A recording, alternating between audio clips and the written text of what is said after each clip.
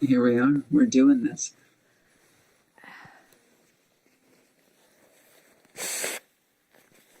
And nobody's paying any attention except us, so we're safe.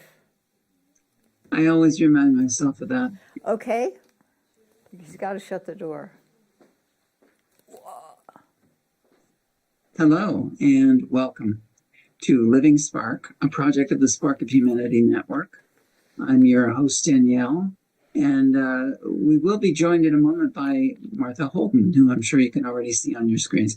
I'm going to do what I usually do, which is to read a little bit of our statement of principle. That's my term because I spent a lot of years in the corporate world, and I'm sure that's what we would have said there. But yes, this is our this is our mojo. We begin with the insight that there is a spark of humanity in everyone is the foundation of the Spark of Humanity Network. We have discovered that as we connect with and affirm that spark in others, we are claiming our spark, our humanity, and becoming agents of transformation. I could go on, and I usually do read a little bit more of that.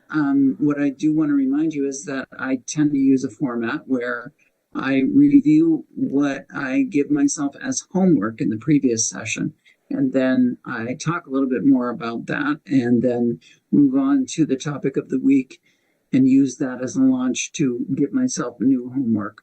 I'm not going to do that this week. We talked about compassion. I had the title on the session is Compassion Part 1, and I expect there will be about 73 of these, although not necessarily in order, but Compassion Part 1. And I gave myself, as I recall, a sort of vague assignment of looking for opportunities to grow and practice my own inner compassion.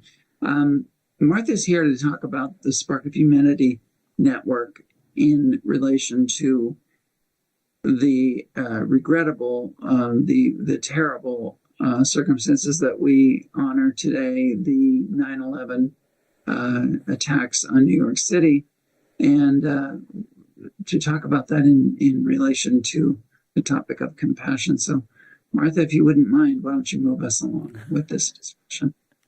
Thank you, Danielle. It's always an honor to be here with you, with all the people here. The idea that there's a spark of humanity in everyone and that it cannot be extinguished, it cannot be contorted, it cannot be polluted, it can be defended, and generally is. It can be baffled, generally is, because we lose track of the fact that our spark cannot be distorted or extinguished. So we feel we have to defend it, and that comes from our bafflement. And then we develop distortions in trying to protect our spark.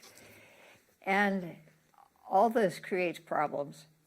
And we do this individually, considering this is a spark response to 9/11, which means this is just my personal sort of gathering the pieces for potentially like maybe a quilt that might be a whole idea of response. But this is just my personal, how the pieces are fitting together as I think about, okay, in terms of the Spark of Humanity, the purpose, the principle of the Spark of Humanity Network, how do I look at and consider the events of 9/11 24 years ago today? And this is not because you should do it this way, but in case you feel that it might be a useful spiritual practice for you to look at doing that. How do you understand this in terms of the principle that there is a spark of humanity in each one of us? So where I'm starting is because I believe in symmetry across scale, so that not perfect symmetry, but it's like holograms, that what is true on the celestial level is true on the human level, is true on the microscopic level, more or less, close enough. So one of my favorite theologians of the 20th century was Walter Wink, who did a lot of good stuff. And he was looking at the conversation about the powers in the New Testament and angels and what are they talking about. And he developed the insight that in every institution, like Orca Media that's putting on this show, like your local grocery store, like Al-Qaeda, like the Muslim nation, like the United States, there is, to segue into the language I'd use, is there's a spark of divinity. Each institution has a divine vocation.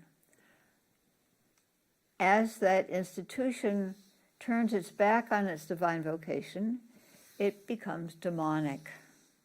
Mm-hmm. However you want to understand demonic. But it's getting off track and heading for someplace none of us wants to be. And to be able to recognize that state and that tendency in the institutions with which we are associated, I find empowering, because he thinks of he calls them angels. Every institution has an angel. It has an outward material manifestation, as we do here at Orca in the studio, and it has an interior spiritual reality. And so that's what he's calling the angel. And that spiritual reality of the institution, I would say, just to use the spark language that we've developed, our understanding, has a spark of divinity. And the same dynamic would pertain. So an institution can become baffled. The angel of the institution becomes baffled. We'll just say the institution becomes baffled. It starts getting a little distorted in trying to deal with its bafflement. The distortions are painful, so it develops defenses. And the way in our video and the booklet, the defenses are, here's your spark, let's say, and there's one box around the spark, which is the inner layer, which is denial, and then there's the outer box of defense. So it's the inner defense against our own awareness, our own availability to consider. We don't want to recognize it because we feel we have no choice. Because in order to survive, we need to be behaving this way. We know it's not true to ourselves, to our spark, to our divine vocation, but in order to be able to function, we need to behave in this way from the distortions. So we've got this denial, and then we build outer defenses to get people to stay away so we don't become aware of our pain. Martha, if I may, yeah. I just wanted to interject. Sure. I've been fortunate enough, it was a fairly random thing, but I discovered a book over the last couple of weeks called Radical Compassion. Mm-hmm. Now, this is written by Tara Brach, and she has a very wonderful YouTube channel where she talks about this a lot and has guided meditations on there. But as briefly as possible, because I don't want to keep interrupting you, but you're talking about defenses and institutions. She tells a story which may be apocryphal, may be true, of a temple where a Buddhist temple where there was a huge stone or clay Buddha that they had honored for generations, for centuries. And that for some reason, the leader of the nation, I think, wanted to build something else there. And they sent someone to move it.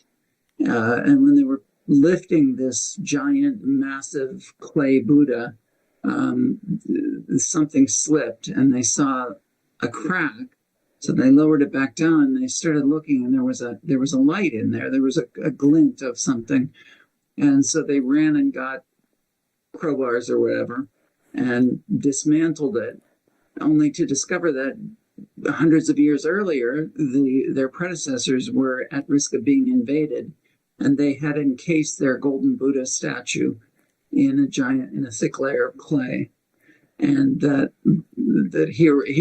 I want to just use that story to amplify your message about distortions and defenses, so on, and what may lie beneath Right. our defenses. That's Yeah. a perfect parable. That is Yeah. absolutely perfect. Yeah, and so I mean we can see it individually, personally, and Danielle's been doing that with you all year, and but we can also see it institutionally and governmentally. Like this country, I'm a member of a spiritual fellowship that apparently was having a meeting on the first trade tower. I've heard, this may be an urban myth, that they were having a meeting at the time that the first plane hit. And I could feel their intentions as they made their translation from the physical into the wherever you go from here. One of the precepts of that, or suggestions of that fellowship, is that when you're hurt, when somebody attacks you, when something happens that you don't like, that you tend to get a resentment over, look at your part in it. What have you done? How has your behavior been that might have caused this to happen? So when we look at, I'm not really talking about compassion directly, but I think that being able to sort of get a sense of motivations and responses is, I may not be using a word, but it's sort of to be able to recognize connect with other people. No. I've been I've been doing a lot of reading recently. There's been a lot to agitate me in the public arena, right. And I've been spending a lot of time with various spiritual guides. And one of the words that came into my head was equanimity, and the immense power for ourselves, at least for an individual, to begin to look at the rest of the people around us, and if not be able to perceive yet, to imagine, maybe fantasize that one is equal to that other person. One shares equanimity. I'm reminded that immediately after 9/11, a lot of us liberals, sorry, I'm outing myself as if anyone doubted that, ran out and bought a copy of the Quran. And many read it, and many others just sat it on the bookshelf. I think that was a genuine gesture on the part of many to understand, to embody equanimity. You are your perspective is equal with mine. I also think that a lot of people who look at only the outside of things were perhaps justified in I remember hearing someone say that it was as if a conflagration was engulfing a house and someone grabbed a bucket of water and ran over and tossed it on there. It was they were sort of saying too little, too late. But I think that every opportunity we take to seek equanimity with others, to imagine ourselves to the perspective of the other is as valid as mine, or at least it has much to teach me. Right. Yeah, and there's the compassion, right? Yeah. So the United States, when this country was founded, the alleged fount of democracy here, it was property owning European men. And it was what they came up with as their idea of what would work. And there was a battle. My chiropractor has been reading history books and telling me about them. There's a big battle about, do we really mean democracy? No, we really don't. We really want to protect ourselves and have a country, a democracy that we feel good about, feel comfortable about. So our roots are, there's a bafflement there to start with at the very foundation of this country. And, how we treated the indigenous people, how we came by this, we all know all that, or if not, we can learn it. But they understand that as the very not recognized, denied, not taught freely in some of our schools, and so no compassion for the angel of the country, not realizing that it started, but it started out with some birth defects, and that distortion, as it becomes more defended, we keep looking out. That's the enemy out there, not looking at ourselves, not recognizing, not appreciating, not having compassion with those around us in the other countries. Violence is often, it can be seen as an effort to communicate. It's something that people resort to when they feel they have no resources. There's no other option. Mm-hmm. And so, hijacking and flying airplanes into tall towers is an attempt to say there's something going on here that I have no other way. You're not listening to me. You're not hearing me. Maybe you'll pay attention to me now. Maybe you'll listen. It seemed to me that there was a period of time, a few days after 9/11, that we had an opportunity to change our course. We did not inevitably have to move into, I can't even remember what we did, but, it involved Iraq and terrorism and all that stuff, and becoming terrorists in order to fight terrorism. So to begin to see that, I see it as part of the Spark, can be approached through the Spark work, and is also, and I think you're right, I think a feather of compassion tossed out there onto the surging wave of sewage in the world is something. And we do what we each can do. That's part of the point of recognizing and affirming and respecting the gift of the Spark in you and in me and others, is that we do what we can do, and we don't judge it, and we just accept this is what we can do. This is my gesture of compassion, and that's what I can do. And that can be contagious, because it couldn't hurt. It couldn't hurt. That's yeah. true.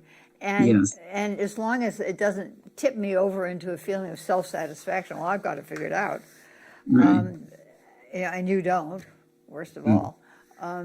That is, I am paying attention to what calls me to do, where I see the need and where I can respond and do it. Yeah. And be open about it so that other people can be encouraged, or so it can become contagious. Because that's what we need, is a contagion of compassion. Yeah. Yeah. Yeah, beautiful. Well said. I have been asked by people recently, do you really think you can make a difference by raising your awareness, your compassion? I also was in a strange group situation where the teacher had been talking about compassion, and one of the students, who I had always come to understand was a very advanced student, this is at a Buddhist temple, began to argue very angrily that his anger could serve compassion, that he could see that someone else was being harmed and his anger could intervene. I didn't jump into the conversation, but I began to remember many times where I worked with the chronically mentally ill people, 98% of them wonderful human beings, 98% of the time. And yet a couple of people threatened my life and put me in positions of potentially being a recipient of violence. And I recall that, and I had forgotten about this, but that I was able to, through exerting a calm, not angry and not afraid, a calm atmosphere of I'm missing the word here, but you get what I'm saying. That compassion. Yes. That was able to defuse a potentially violent situation. Yeah. I also intervened a couple of times in my life by stepping between an assailant and their victim, and was bizarrely able to effect a cessation of that violence. I still don't know how I did it, but again, that atmosphere of that energy of calm authority—that's the word I was looking for. That was effective. I was able to, in those cases where it won't always work. People will be harmed who step between. People will walk away wondering why they ever did such a foolish thing, unfortunately. But somehow the spreading of goodness, of the angels, of compassion, of recognition of another person's equanimity, a sense of equanimity with others, which is another way of saying my spark recognizes theirs. Those are all things that make a difference, usually in a very small way, but they make a difference, and they at least have the strength of not making things any worse. Yeah, and I think it ripples out. I think it makes a difference. I'm not sure I'd use the word authority because there's just me, because authority sounds like, I have authority to make you, etc.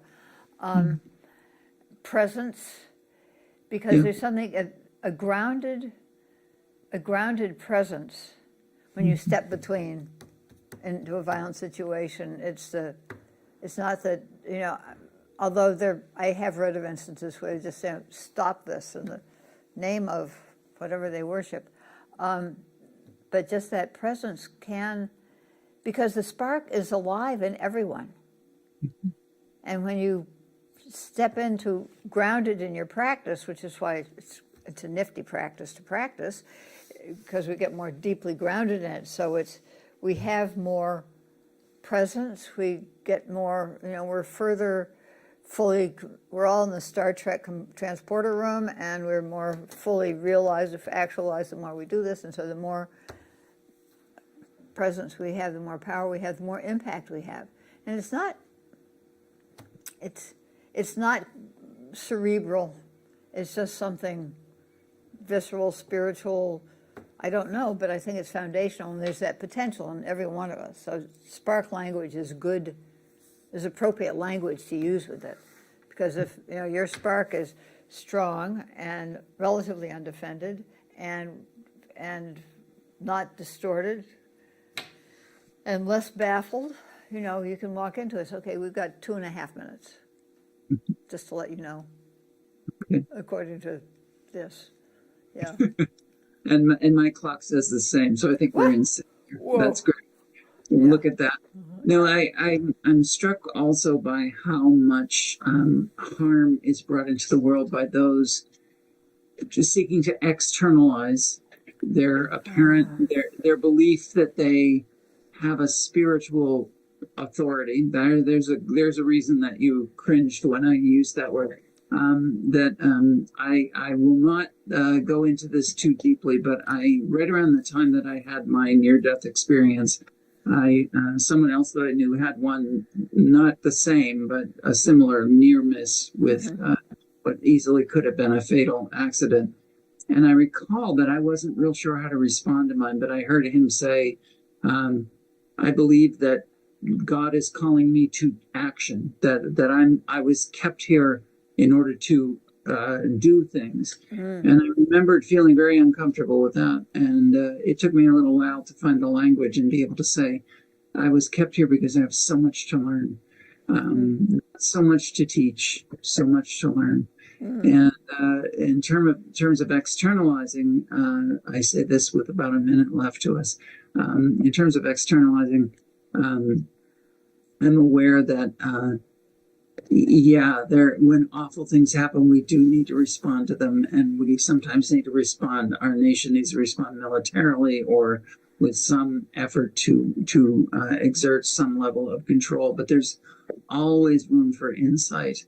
There is never too much compassion in the world, and it is never wrong for us to seek to visualize equanimity with others. I have spoken here about my discomfort with the bumper sticker I saw many years ago that said something like peace now, or I'd see things that said save the whales, and I would be like, I can't do that. But then when I saw one that said visualize world peace, I decided I can do that. And it has been part of my Spark practice long before I knew there was such a thing.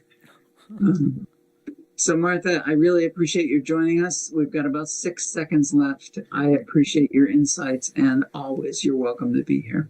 Thank you, Danielle. I appreciate this opportunity. May our sparks thrive. All right. Talk to you again soon, Martha. Yep.